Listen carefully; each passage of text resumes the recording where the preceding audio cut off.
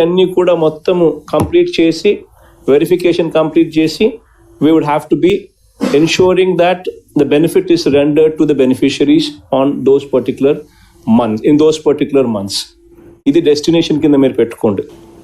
The launch of Jagananna సంపూర్ణ గృహ హక్కు పథకం, ఇది what has been scheduled for December, and those people, the beneficiaries there, వాళ్ళు అమ్ముకోవాలన్నా అమ్ముకోలేరు ఆ ఇల్లు. It is rendered to they cannot sell those house properties because it is already mortgaged, and neither can they get a loan because the property is already mortgaged with AP Housing Corporation.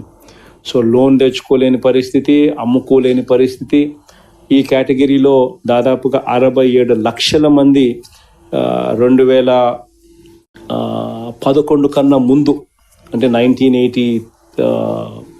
1980s నుంచి 2011 దాకా ఉన్న అన్ని house sites, houses who are coming under this category, we are releasing them. So we are releasing them so that these beneficiaries can actually own these properties. They will have the right to sell, dispose these properties. They will have the right to avail loans from the banks because the property becomes their own. Registration would be done on their names. It's going to be a big game changer in those lives, especially for the 67 lakh పేదవాళ్ళ జీవితాలలో. It's going to be a big game changer. Village and ward secretariats inspection. This is one of the most important aspects. The reason being, in fact, this would be monitored so closely that this is one particular aspect what at the Chief Minister's level, at CMO level, this is going to be a litmus test. If this litmus test is not passed, I would not hesitate to take action. It is that very important program, because this is going to define governance. If we do not take charge over the situation, good governance cannot be rendered. So it's very, very important that collectors, the joint collectors, the sub-collectors, the PO ITDAs, the RDOs, sub-collectors, everybody own these own these secretariats, be it municipalities, be it ward, or be it gram secretariats. You need to own them.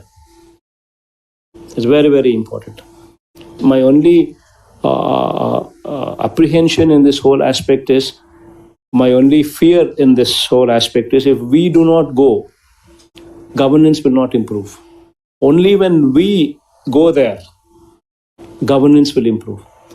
Starting next month, I'm also going to ask MLAs also to visit 4 Sachivalayas per week, and then give them 2 months' time. The MLAs also give them 2 months' time. That is October and November. And December, I also want to start this program, because I want to ensure that the quality there is totally upgraded to that level before my inspection.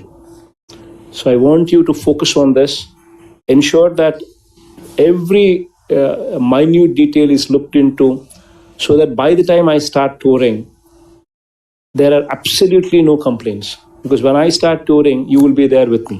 So that's the reason why I'm giving a lot of headroom, a lot of head start for you, so that everything is attended to before my tour actually starts in December. And every application, you would have to ensure that whether a SOP is followed for rejection. There's got to be an SOP for rejection. Before rejecting any application, you have to give a notice. Then you have to take an explanation from the beneficiary.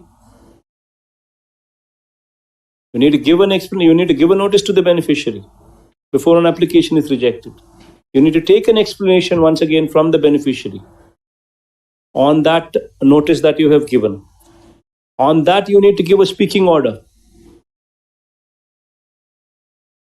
And after you give a speaking order, then an order should be given to the beneficiary and a photograph to be taken, an acknowledgement. ఈ process జరగాలి. The whole situation is anybody deserving, అర్హుడికి మంచి జరగాలి, అనర్హుడికి ఇవ్వకూడదు. Every deserving